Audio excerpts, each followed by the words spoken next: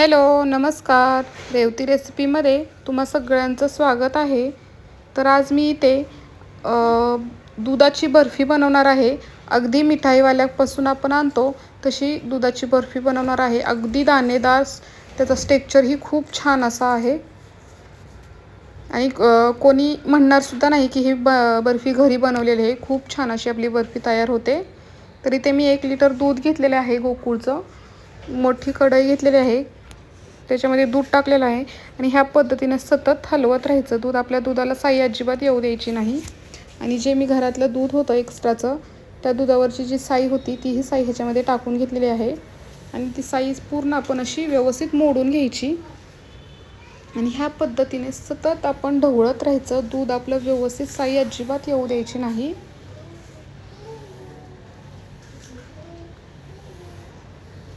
हे बघा, दूध आपलं उकळलेलं आहे. छान अशी उकळी आलेली आहे दुधाला. व्यवस्थित आपण सतत हलवत राहायचं.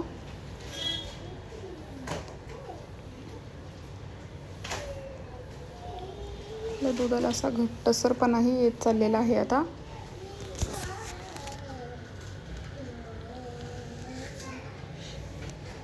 आणि जे आपलं साईडला दूध लागलेलं आहे कढईला, ते उलटण्यानं आपण काढून घ्यायचं. 5-5 मिनिटाला काढून घ्यायचं एका असं उलटण्याने. त्याच्यामध्ये मी साखर टाकलेली आहे. साखर तुम्हाला किती गोड हवी आहे बर्फी, त्या हिशोबाने तुम्ही कमी जास्त करू शकता. व्यवस्थित असं हलवत राहायचं. छान असं आपलं दूध बघा, कलरही छान आलेला आहे आणि घट्ट होत चाललेलं आहे. व्यवस्थित ह्या पद्धतीने सतत हलवत राहायचं. दुधाची बर्फी बनवायला टाईम लागतो, पण टाईम लागण्यापेक्षा बर्फी आपली खूप छान अशी होते, खायला खूप छान लागते. हे बघा, आपलं दूध पूर्णपणे असा आपल्या दुधाचा खवा तयार होत चाललेला आहे. इथे सतत हलवत राहायचं.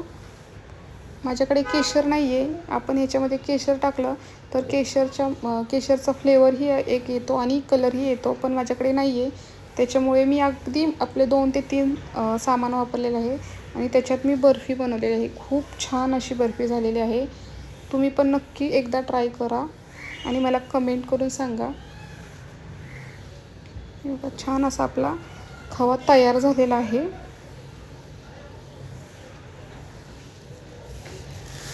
ह्याच्यामध्ये आपण वेलची पावडर टाकणार आहे.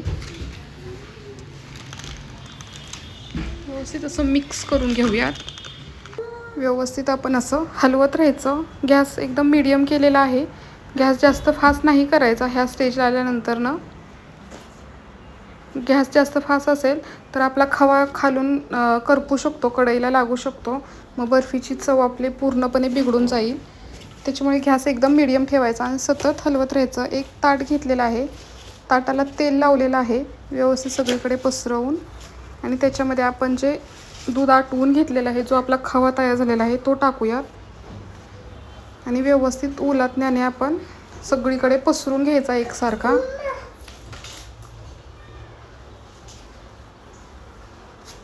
छान असा एकसारखा पसरून घ्यायचा आणि अर्धा तास आपण थंड होण्यासाठी ठेवूयात.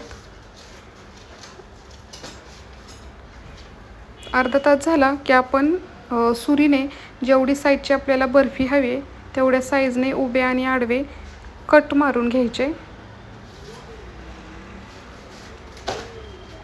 आधीवर मी उभे कट मारणार आहे, नंतर आडवे कट मारून घ्यायचे.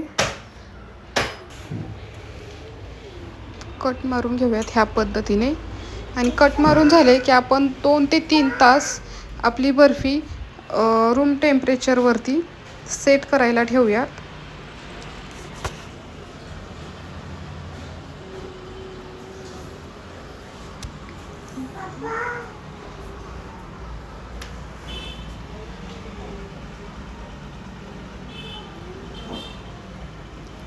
दोन ते 3 तास झालेले आहेत. मी हात लावून चेक केलेला आहे. अजिबात हाताला आपल्या बर्फी लागत नाही.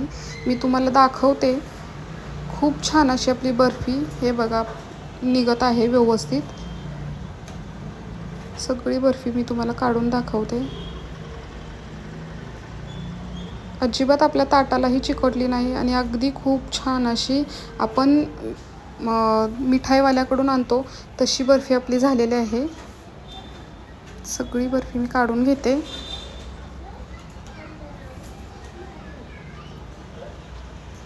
हे बघा, खूप छान अशी आपली दुधाची बर्फी आपली तयार आहे.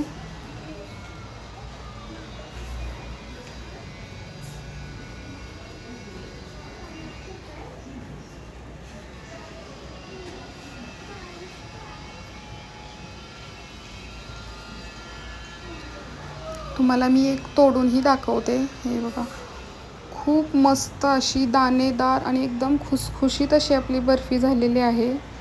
एकदम सॉफ्ट अशी आपली दुधाची बर्फी झालेली आहे. त्याच्यावरती मी थोडेसे पिस्ते घेतलेले आहेत कट करून, ते टाकलेले आहेत. तर व्हिडिओ कसा वाटला तो तुम्ही मला नक्की कमेंट करून सांगा आणि व्हिडिओ बघितल्याबद्दल तुम्हा सगळ्यांचे धन्यवाद.